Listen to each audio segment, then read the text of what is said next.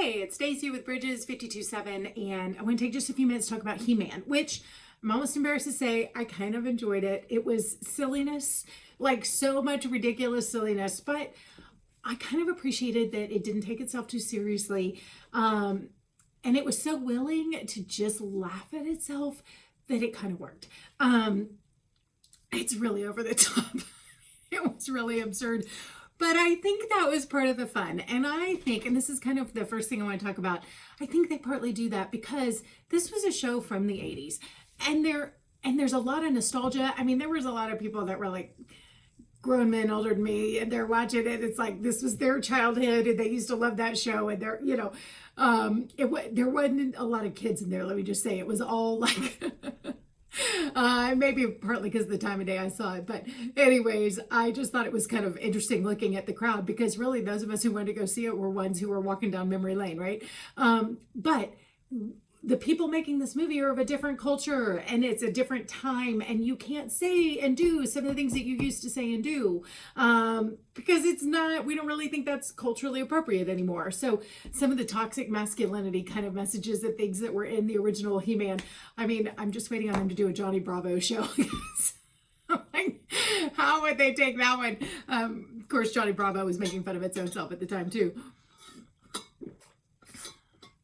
But anyways, but let's talk about a couple things. First off, like I said, the changes culturally. So I think they just make some fun of some things, because they really recognize, like, we have a different sense of what really makes for masculinity and femininity now. Things are a little less like old school in terms of gender roles and things. So they kind of still have the old stuff, but they kind of poke fun at a little bit. And He-Man's a little bit, he's a young kid finding his way, but he is much more, he's soft. He's a little more like Shaggy and Scooby-Doo than he is. There's a little bit of that in him. He wants to be a hero, but he's also like totally untried and like a little soft. I mean, he's been living in America, right? He hadn't been on Eternia doing all the things. He's been like this kid working behind a desk, right? So he's a totally different kind of person.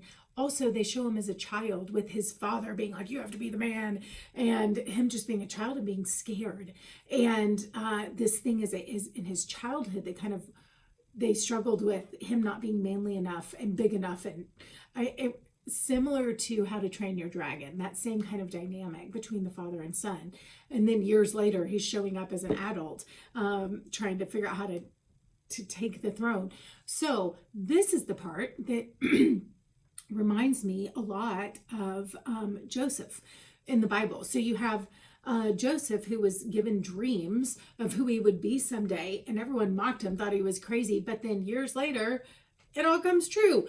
Really, this is kind of his story. So he gets thrown to earth as out of protection, and then he's kind of got a memory wipe going, but he has these vague memories of his childhood in Eternia, but he's in America and nobody believes him, so he's like drawing all these pictures of every memory he has from childhood, and he's remembering all the bits and pieces and putting it all together, and everybody thinks he's nuts, but he's like, I have a destiny and I'm supposed to do these things, and this stuff is real. But he's also kind of wondering, which I think is an interesting thing, that there's a couple of messages that I think are just recurring in all the movies that are out right now. So in that movie, Power Ballad, there's this idea of needing to have what you believe to be true validated and vindicated. You have a similar thing in Disclosure Day. There's some need to understand and know the truth when everybody is doubting you and your experience. So there's all these things going on, and in our culture, right? And I think the movies start to show us, like, there's waves. It's like seeing a current come in, like, okay, that's been a message. Also, this message of kind of our changing ideas about gender roles and things. Even as we want to have something that's nostalgic of the past, we're still putting the modern ideas about these things into that, because we really have departed a lot from some of those old ideas. So, and then the final thing that was big, I'll get to in a minute. So, anyways, he has these dreams and these ideas, and then eventually it's proven true. So, like I said, there's validation for that, and then that to me reminds when we have these echoes of things where we long for something, and we hear these Bible stories, and we hear about God, and we hear about love, and we hear about heaven, and whatever. And I think we have encounters with the Lord, or someday we'll be in heaven, and we'll be like, it was all true. It was all true, you know. And that's kind of always like, it's all true, like all this stuff. Like, I mean, I believed it was, but then I also wondered, right? And I think some of us, when we have these experiences of the Lord, we know it's true, but then there's also a time where, like, we know God speaks, we know he does these things, but then something happens. We feel like we have a word from the Lord, but then it actually comes true, and we're like, oh, it was true, right? So I think we have these moments in ourselves where I believe, help my unbelief. And that was kind of his experience there. And I thought it was really sweet the way it played out.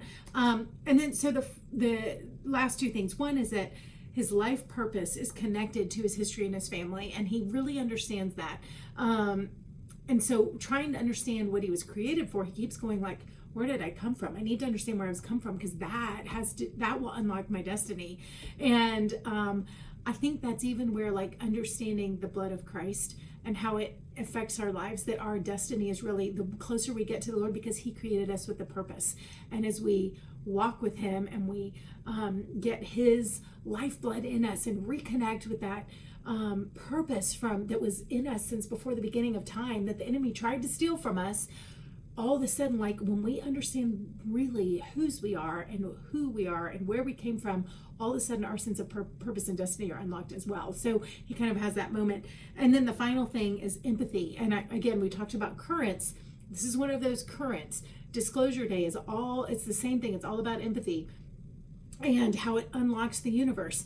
And so he's asking, like, I'm not like my dad. He was this ideal man and strong and whatever, and I was kind of weak. And how was I chosen to carry the sword?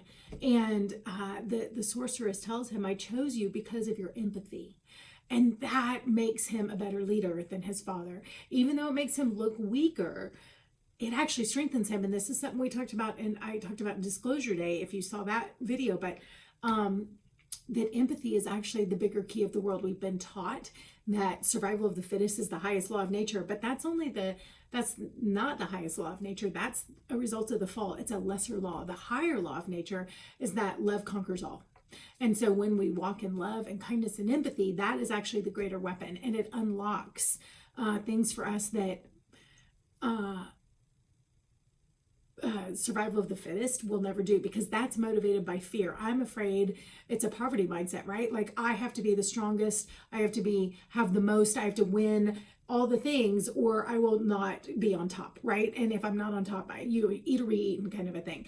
So that says, like, I can't, it's operating out of fear. I have to protect myself from loss in any way, so that you don't take from me something that I have, right? Fear is all about protecting something. And love is all about generosity. It's all about being able to see someone else and put their needs in front of your own, and trusting that you will have enough. They are completely opposite forces. Survival of the fittest is all about operating out of fear, whereas empathy is all about operating out of love. And it is the higher law, because love conquers everything. It was the first law before things were broken. That survival of the fittest mindset is 100% result of the fall. So I love that even in this silly, ridiculous movie, we actually have a return to this message of empathy that I'm seeing in some of the movies. There's even in Power Ballad, and there's still this message of empathy that I think is just sometimes really covert, sometimes really overt, but this message of empathy keeps showing up, and more and more and more, I think we're catching this wave that empathy is the greater force in the world. Love is the greatest thing. So I kind of actually was totally delighted and surprised to find so many spiritual connections from Joseph and his dreams, and Coat of Many Colors, to this idea of destiny and what is real manhood, which is just a great conversation to have biblically. And like our life purpose, and where do we find that? And this idea of love being a greater force than power. Force, power for it, control.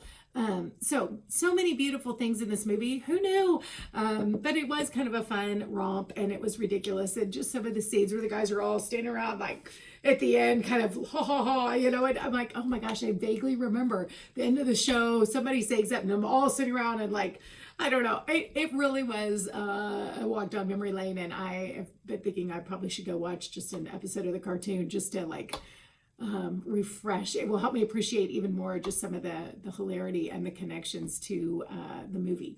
So anyways, I hope you get a chance to enjoy your summer, maybe enjoy some movies, but if you do, I certainly hope you can make the most of them and not waste the entertainment, because all of this can point to the Lord if we just have the eyes to see it.